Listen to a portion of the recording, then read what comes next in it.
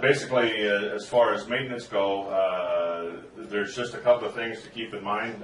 In particular, one of them is for periodically to drain some of the water to keep the sediment out of the heater. You can do that depending on how hard the water's here every 6 months or so. Also, a T&P valve up here. We want to make sure we open this periodically so we know it's not sticking. And it's operating correctly. How long do you open it for? That was a short version. Keep it open for maybe 10 seconds. And make sure when you close it again that it does seal. That means it's operating correctly. That's obviously for temperature and pressure. As far as maintenance goes, that's just about it. I mean, these heaters are commercial grade, obviously, and except for this particular heater here, has a powered anode rod in it, so you don't have any maintenance on that. You don't have to take them out and check them because they're literally lifelong. I mean, unless somebody damages it, takes it out and damages, there's no reason to have to service the anode rod. As far as working this particular unit, it's already set, factory set at 120 degrees. If for any reason you need to change temperature on that, it's just a matter of pushing that menu button. Here's your temperatures. Select it and push the up or down button for if you need a higher temperature or a lower temperature. The differential is 2 degrees set at the factory. That means when it drops to 118 degrees, your heater is going to go ahead and engage itself. If it goes to 122, it actually shuts off. So that's pretty much it in a nutshell, gentlemen. How do you get the sediment out from the bottom? Well, by draining it. Oh, by draining? Yeah, there's a drain right there. About every 6 months you want to open that up. You can have somebody's service come in here. Are you the service gentleman that are going to be doing that? There's a procedure to follow for draining it. You can delime it if you're having problems in that. We can get you information on it. It's in the owner's manual that came with it in here. Okay. On how to do that. Do you have any questions? Nope. Like the home, right? Yeah, I mean, that's it. How many times have you changed the temperature at home? Now, I don't know with the sports facility here. Well, you need to dial the temperature. Yeah, if you're running out of hot water, obviously you need to bring it up a little bit, but you always keep in mind with the scalding factor, obviously. But yeah, it's small heater.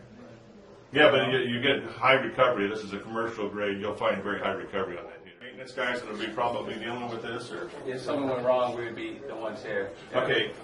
Well, let's start off with maintenance-wise. We want to open up this T&P periodically. There's no set limit on that, but you want to make sure this temperature and pressure valve gets open for 5 to 10 seconds, close it again to make sure it's operating. Okay. So you're not building up any lime in there and it gets stuck closed or stuck open. The other thing is periodically we do drain. We suggest draining the tank with a valve down below to get the sediment out of the tank. And here again, as far as the computer, it's just a matter of hitting this button. If you need to change the temperature, you'll see there's a temperature. You hit change, move your temperature up and down with these two buttons here if you need to increase the temperature or lower the temperature. If you have a fault, if you have a problem, that will also show up on here. If it happens that an element burns out, it'll tell you there's an element out, and it'll even tell you which element it is. Okay. It's very sophisticated here. Anode rods, they're power units, so you do not need to service anode rods. They'll last the length of the heater, unless somebody takes them out and damages them, of course. But that's about there is. It's a plug and play. And here again, this is the same situation.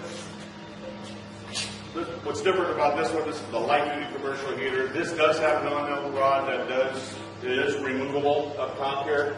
So that does need to be inspected maybe once a year as a general rule. And if you're going to do that yourself, it's just a matter of getting your wrench on there, obviously pulling it up, taking a look at a visual inspection. If the anode rod has self-destructive, which it's designed to do to protect the tank, if it gets down to as small as a 3/8" diameter, you do need to replace that. There'll be a parts list in this service manual what that part is, and you guys can replace it yourself, or you get a service, somebody gets a service to bring it out, come out and change that for you. Same thing again, drain in. There's your drain valve down here, your T&P up here.